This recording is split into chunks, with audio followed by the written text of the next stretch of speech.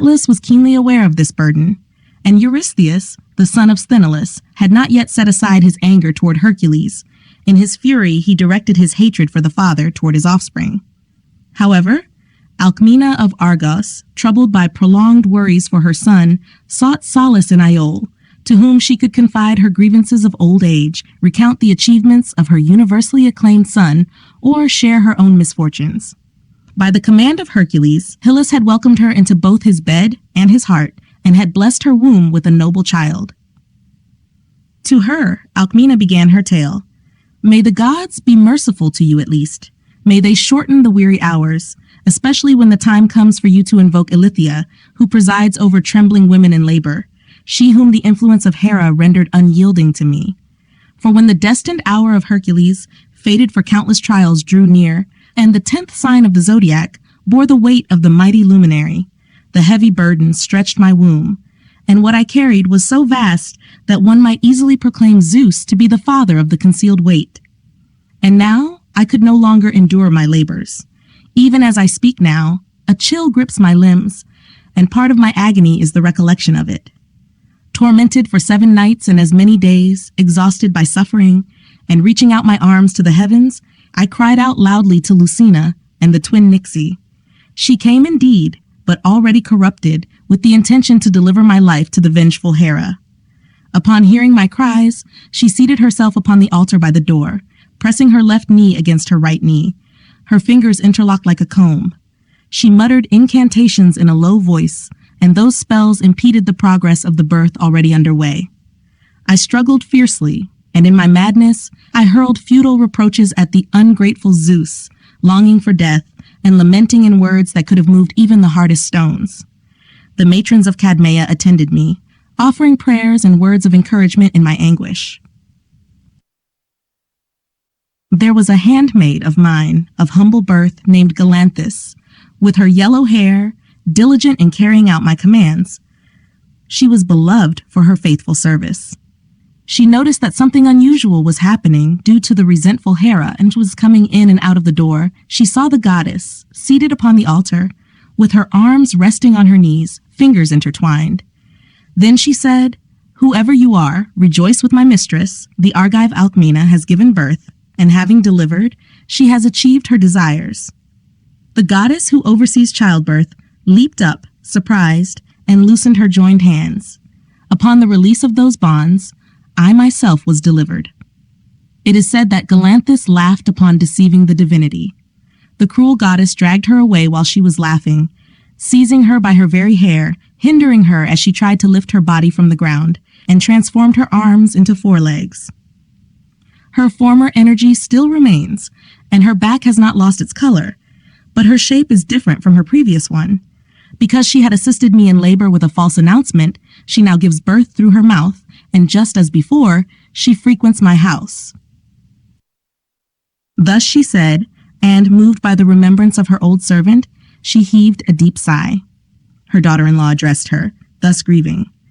Even her form being taken away from one that was an alien to thy blood affects thee, O mother. What if I were to relate to thee the wondrous fate of my own sister? Although tears and sorrow hinder me and forbid me to speak. Dryope, the most remarkable for her beauty of the Challian maids, was the only daughter of her mother, for my father had me by another wife. Deprived of her virginity, and having suffered violence from the god that owns Delphi and Delos, Andromon married her, and he was esteemed fortunate in his wife. There is a lake that gives the appearance of a sloping shore, by its shelving border, groves of myrtle crown the upper part. Hither did Dryope come, unsuspecting of her fate, and, that thou mayst be the more indignant at her lot, she was about to offer garlands to the nymphs. In her bosom, too, she was bearing her son, who had not yet completed his first year, a pleasing burden, and she was nursing him with the help of her warm milk. Not far from the lake was blooming a watery lotus that vied with the Tyrian tints in hope of future berries. Dryope had plucked thence some flowers, which she might give as playthings to her child, and I, too, was just on the point of doing the same, for I was present. I saw bloody drops fall from the flower, and the boughs shake with a tremulous quivering. For, as the swains say, now, at length, too late in their information, the nymph Lotis, flying from the lust of Priapus, had transferred her changed form into this plant, her name being still preserved. My sister remained ignorant of this. When, in her alarm, she endeavored to retreat and depart after adoring the nymphs, her feet were held fast by a root. She struggled hard to tear them up, but she moved nothing except her upper parts. From below, a bark slowly grew up, and by degrees it enveloped the whole of her groin. When she saw this, trying to tear her hair with her hands, she filled her hand with leaves, for leaves covered all her head. But the boy Amphisos, for his grandfather Eurytus gave him this name, felt his mother's breast growing hard, nor did the milky stream follow upon his sucking. I witnessed your cruel destiny, my sister, and I could give you no help. Yet, as long as I could, I delayed the growing trunk and branches by embracing them, and, I confess it, I was desirous to be hidden beneath the same bark. Behold, her husband Andromon and her most wretched father appear, and inquire for Dryope. On their inquiry for Dryope, I showed them the Lotis. They gave kisses to the wood still warm with life, and extended on the ground, they clung to the roots of their own tree. And now, dear sister, you had nothing except your face that was not a tree.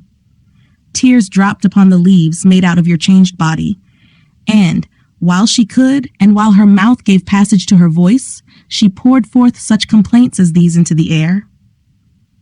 If any credit is to be given to the wretched, I swear by the deities that I merited not this cruel usage. I suffer punishment without a crime. I lived in innocence. If I am speaking false, withered away, may I lose the leaves which I bear, and cut down with axes, may I be burnt. Yet take this infant away from the branches of his mother, and give him to his nurse, and often beneath my tree make him drink milk, and beneath my tree let him play, and when he shall be able to speak, make him salute his mother, and let him in sadness say, beneath this trunk is my mother concealed.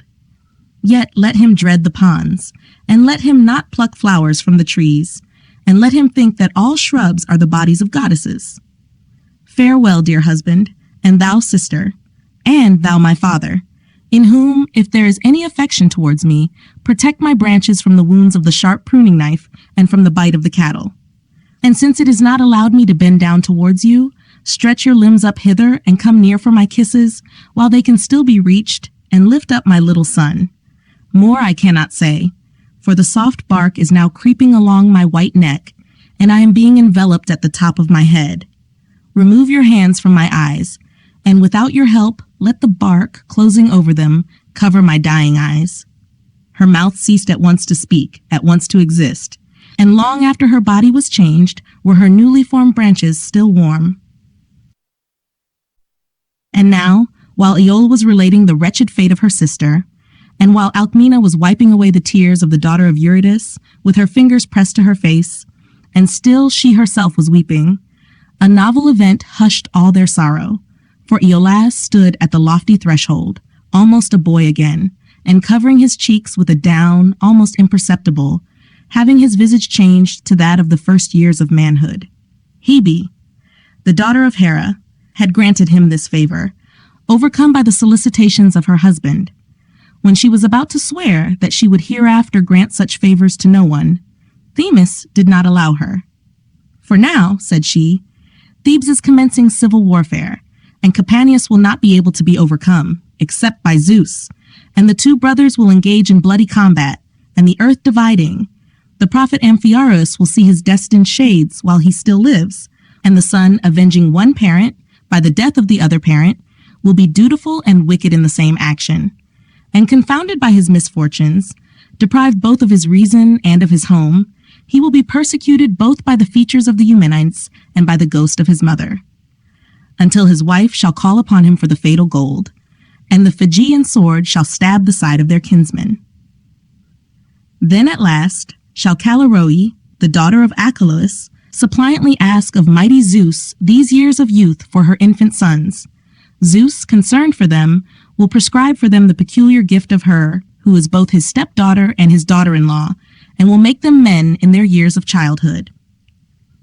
When Themis, foreseeing the future, had said these words with prophetic voice, the gods above murmured in varying discourse, and the complaint was, why it might not be allowed others to grant the same gifts. Eos, the daughter of Pallas, complained of the aged years of her husband. The gentle Demeter complained that Iacyon was growing gray. Mulciber demanded for Erichthonius a life to live over again. A concern for the future influenced Aphrodite too, and she made an offer to renew the years of Anchises.